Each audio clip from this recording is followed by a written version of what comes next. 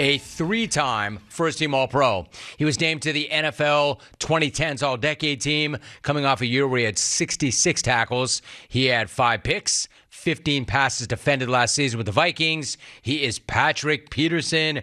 Patrick, it's been a minute, but it's great to have you back. How are you? I'm doing great, Jim. It's been, like you said, it has been a while. It has been. Dude, it's great to hear your voice, man. I appreciate it. So good to have you back. So you nearly became a Steeler last March, only to return to the Vikings at the last minute. What have the last few months been like since it became official and you are a Steeler, Patrick? Man, to be honest with you, Jim, it's been a dream come true because I watched my family, Brian McFadden, get drafted here and watch his career, take his toll here for the first 6 years, winning Super Bowl. So always been a fan of the Pittsburgh Steelers. Then once I got to know Coach Tomlin, just became a bigger fan of his. And last year, obviously it worked out. I ended up going back to Minnesota, but this was something that was in the works for a while now, and I'm just so happy that it finally happened.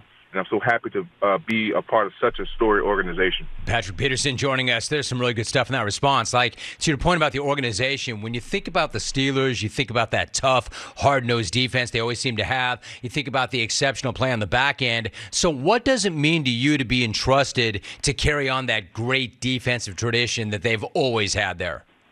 Man, you know what? It means the world to me because, obviously, like you said, we know when you see Pittsburgh Steelers on the roster, you know what's going to come, what that game is going to be like. It's going to be a rough, gritty, grown man football type of game, and that, like you said, that's why Coach Tomlin, wanted me to come in and help the Cams, help the TJs, and the Mink. The Mink is on the back end to kind of continue to help shape this team as hard as we can, so when we do get in the battle, field, that we'll be ready. And we have enough talent on this team. Now we add a great nucleus of veteran players, guys who have experience. Now you put that together. We had a great minicamp, looking to add on to that during training camp. I believe the sky's the limit for us, honestly. Patrick Peterson joining us. Patrick, dude, your energy is good. I mean, really good. You sound great. You sound fired up. You sound rejuvenated. 13 years in, too. So at this point, what is your why? Why are you still playing or what are you still playing for at this point? Well, Jim, obviously I won a Super Bowl. I don't have that yet. I came up close 2015.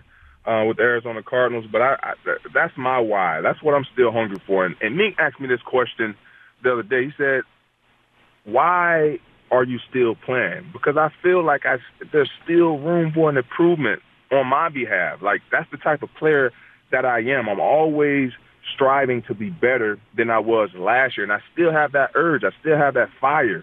I still have that want to.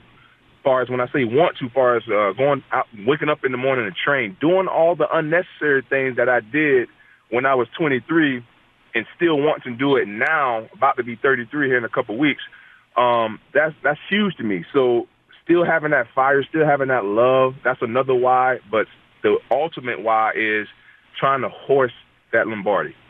So when you look at the roster they have right there, I mean, if that's the thing, right, that's the one thing you don't have. That's the one thing you still want. And I get it, man. You love the grind. You love the process. You love being around the fellas. But when you look at that roster, does this feel like a Super Bowl caliber team to you? I do. And what it's going to come down to, we have all the pieces that we need on defense. We know defense wins championships. We have all talent across the board on the offensive side of the ball. I believe the front office did a great job of getting what we needed in the draft, as far as getting the Broderick in the first round, left tackle, young pup who you should expect to see play a lot. Then you added Allen Robinson, you got Deontay Johnson, you got George Pickens, you got Najee. Now it's all going to come down to how well Kenny can play and can he put the ball where it needs to go. I believe he is a guy that we can rely on, a guy who we can count on. Now it's going to all fall on him if he can go out there and show us what he's capable of doing. So how does he look to you right now in OTAs, and what do you think when you watch him carry himself, the way he works, the way he prepares? I mean, you've been around all kinds of quarterbacks. What's your bottom line with Kenny?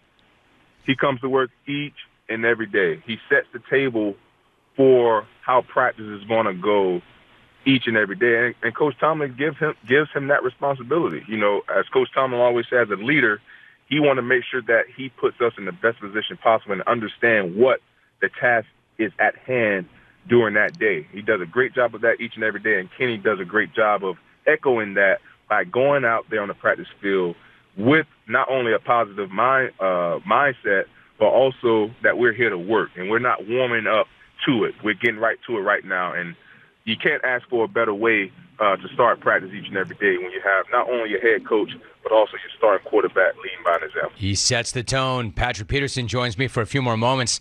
You know, it's amazing that, you know, the guys, it's not amazing in the sense that they do, but the young guys in that DB room all look up to you. They all idolize you. They'll tell you that. What's amazing to me is you're 13 years in. It's almost weird to say, but what's it like to share a defensive backfield and a DB room with Joey Porter Jr., dude, when you played with his pop?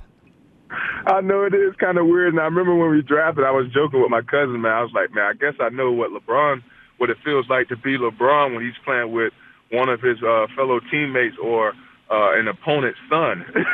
Right. So, it's pretty. It was weird and awkward at the beginning, but I look at it as a blessing to still be playing this game at a high level with these babies now, because that's technically what he was when I was in the league.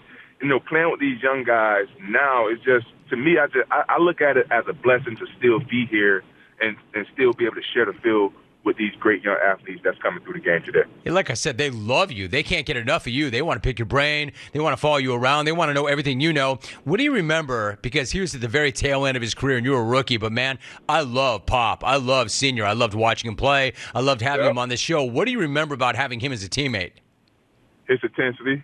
Yeah. It was like Joey always was on go mode, no matter what the situation was, especially if he was in your take care what the situation was. If you was in the room, Joey's going to find a way to make it right.